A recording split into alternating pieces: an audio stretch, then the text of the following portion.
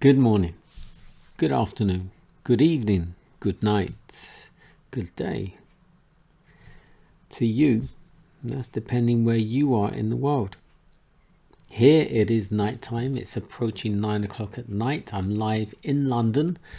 We're reading my devotional. The devotional is Lift Him Up. The title today is A Royal Name. The scripture reading comes from 1 Peter 4:16. If any man suffer as a Christian, let him not be ashamed, but let him glorify God on his behalf.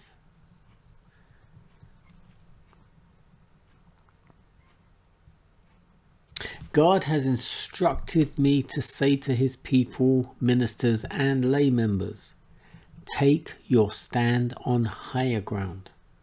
Move steadily onward and upward in the path that Jesus trod. Do not trust in your own opinions. Sanctification through the truth is your only safety. The Lord God of Israel would have his people stand in his strength and in his might, receiving to impart. He will uphold and sustain those who serve him with mind and heart and strength.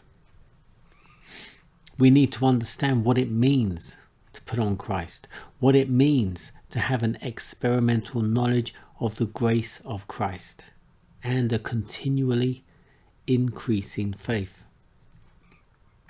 Speaking of the mystery, which from the beginning of the world have been hid in God, Paul says, unto me, who am less than the least of all saints, is this grace given that I should preach among the Gentiles the unsearchable riches of Christ, and to make all men see what is the fellowship of the mystery, to the intent that now unto the principalities and powers in heavenly places might be made known by the church the manifold wisdom of God.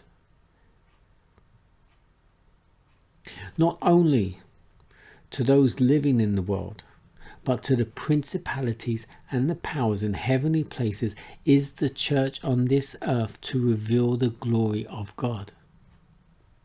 God chose from among the Gentiles a people for himself, and he gave to them the name of Christian.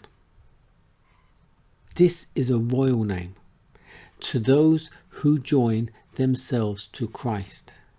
Peter says, if any man suffer as a Christian, let him not be ashamed, but let him glorify God on this behalf. Oh, that God's people would take him at his word and lay hold of the wonderful treasure of knowledge open to them. We have before us the highest, holiest example. In thought, word, and deed, Jesus was sinless. Perfection marked all that he did. He points us to the path that he trod, saying, if any man will come after me, let him deny himself and take up his cross and follow me. We have the perfect rule, the word of the living God. This word he has given us as a guide and a counselor. The psalmist says, thy word have I hid in mine heart that I might not sin against thee. Christians, those who are to represent God in the world, are not to seek for doctrines that are new and strange.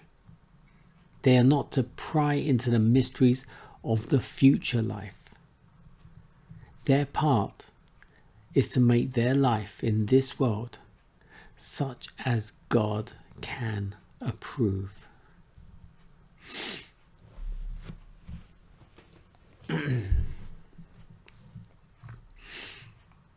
To reiterate,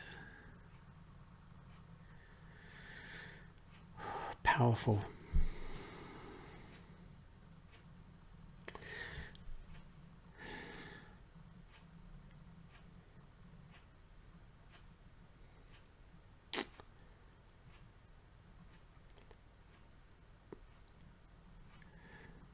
God chose from among the Gentiles a people for himself. God chose them specifically and gave them the name Christian.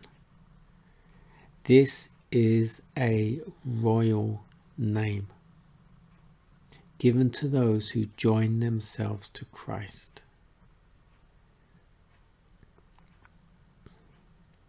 And then Peter says, if any man suffer as a Christian, let not be ashamed, but glorify God. Glorify God that you suffer as a Christian, because you suffer just as Christ had to suffer for the truth. And that's why we suffer. We suffer for the truth. And just think about who is behind making us suffer. Don't look at the Jews that suffered, made Christ suffer. It wasn't the Jews. It's the enemy. The enemy is using them, just as he uses them to make us suffer now. We, the Christians, must suffer. We must take up our cross and expect to suffer by putting on Christ. But we trust him that he will bring us through it. God bless us all. God help us all. And he is.